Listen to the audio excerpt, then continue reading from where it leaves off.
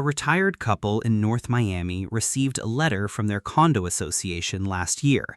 It wasn't a newsletter. It wasn't an HOA update.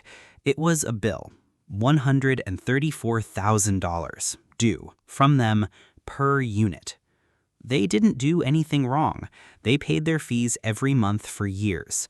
But the building they lived in had decades of deferred maintenance, concrete problems, structural repairs that kept getting pushed down the road. And now, under a new Florida state law, that bill finally came due. And they had no way to pay it, so they listed the condo. That story is playing out all across Florida right now.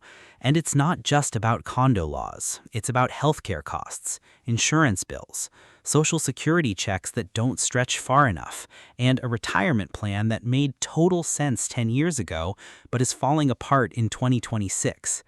Here's exactly what's happening and why so many retirees are being forced to sell. Florida has always been the go-to retirement destination. About 1 in 5 people living in Florida is 65 or older, according to U.S. Census data. No state income tax, warm weather, affordable condos on or near the water. For millions of people, it was the dream. You sell the house up north, buy a place in Sarasota or Naples or Fort Lauderdale, live off Social Security and whatever savings you built up, and that's the plan. The problem is the plan was built on numbers that no longer exist. Let's start with Social Security. In 2026, the Social Security Administration gave retirees a 2.8% cost of living adjustment. For the average retired worker, that's about $56 more per month, bringing the average check from roughly $2,008 to about $2,064. According to the Social Security Administration, over 5 million Florida residents receive those benefits. A 72-year-old retiree named Lucy Haverfield, who was interviewed by AARP, described living on $2,500 a month in Social Security. Her words, a razor-thin margin. She said, and this is a direct quote, "Milk, eggs, bread, gas, name something. Everything is up." Now layer healthcare costs on top of that. Medicare Part B, which covers doctor's visits and outpatient care, jumped nearly 10% in 2026. The monthly premium went from $185 to $202.90. That's $405.80 per month just in Part B premiums for a married couple before a single appointment is made. The Part A hospital deductible is now $1,736 per benefit period. The Part B deductible came in at $283 this year. And that's just the baseline. According to Fidelity's 2025 annual survey, a 65-year-old retiring last year could expect to spend an average of $172,500 on healthcare costs over the course of retirement.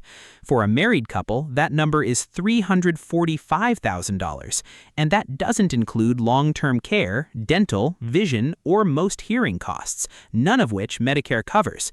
The HealthView services data, published in early 2026, went further.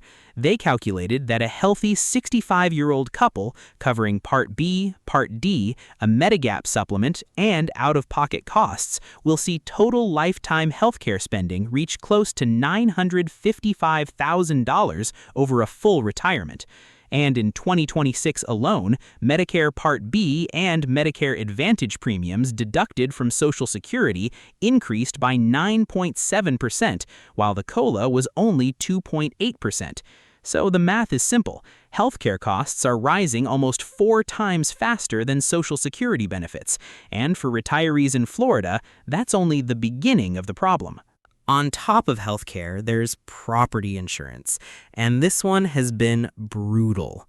From 2021 to 2024, statewide average homeowners premiums in Florida climbed from about $2,520 to $4,480. That's a 78% increase in 3 years, according to broker data. In coastal counties, it's significantly worse. A 24/7 Wall Street analysis published in May 2026 calculated that a coastal property that cost $4,200 per year to insure in 2020 is now running over $14,200 per year in 2026. That's a $10,000 annual increase in a single line item of the budget. Citizens Property Insurance, Florida's insurer of last resort, grew from about 400,000 policies in 2020 to over 1.3 million policies in 2026, according to industry data. Major national carriers like Farmers and AAA subsidiaries stopped writing new policies or pulled back from Florida between 2022 and 2024. Some re-entered in 2026 as market conditions stabilized slightly, but premiums haven't fallen back to where they were. For context, the Office of Insurance Regulation noted in its 2026 data that the admitted market average premium is running around $3,600 statewide, but that's an average that hides enormous variation. A well-maintained inland home might pay $2,500. A coastal condo in Miami-Dade can hit $7,000 to $8,000 or more. A CBS Miami report from June 2026 captured it well.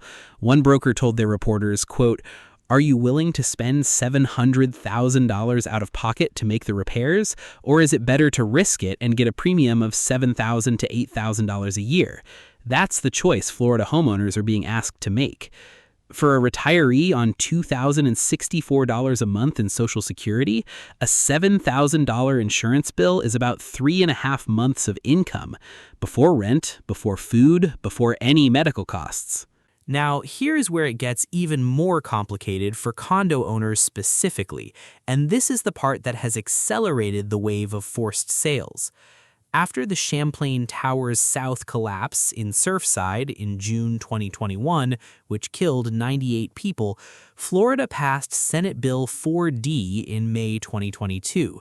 The law requires every condo building 3 stories or taller and at least 30 years old to complete a structural integrity inspection, fund reserves for major repairs, and, starting January 1st, 2026, condo associations can no longer waive or reduce those reserve requirements. For decades, many condo boards voted every year to keep fees low by skipping reserve contributions. The money for repairs just wasn't being set aside. SB 4D forced those deferred bills into daylight. The results have been staggering in some buildings. At the Cricket Club in North Miami, residents received special assessments as high as $134,000 per unit in 2024. At Mediterranean Village in Aventura, some owners were assessed up to $400,000. In one widely reported Miami case, a building issued a $21 million total special assessment spread across 40 units, more than the value of the units themselves in some cases. A real estate attorney named Lopez, quoted in a report about the South Florida condo market, described what happened at one building. Units that had been listed at $434,000 were selling for $187,000 because buyers were being told up front about the upcoming 6-figure special assessments. Quote, "It's almost like a fire sale." And it's not just the assessments.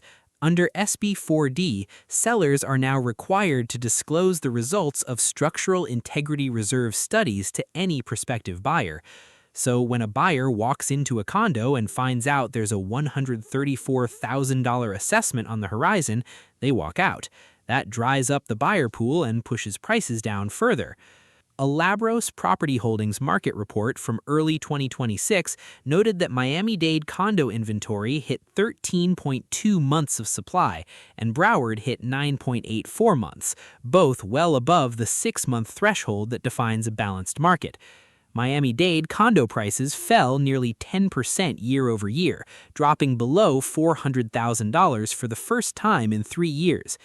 A retired teacher from one of the affected buildings put it plainly to a local news reporter, quote, "I'm a retired teacher, so we don't have hundreds of thousands set aside somewhere that we can contribute." As of June 2026, Florida's overall housing market is sitting at a median closed price of roughly $394,000, down about 1.3% year over year, according to House Canary's Q1 2026 data. Homes are sitting on the market for a median of 84 days, up from 68 days in Q1 2025. There are over 118,000 active listings statewide, and sellers are accepting offers at about 95.7% of their asking price on average, which tells you buyers have real negotiating power right now. But the condo segment specifically is performing much worse than the overall market.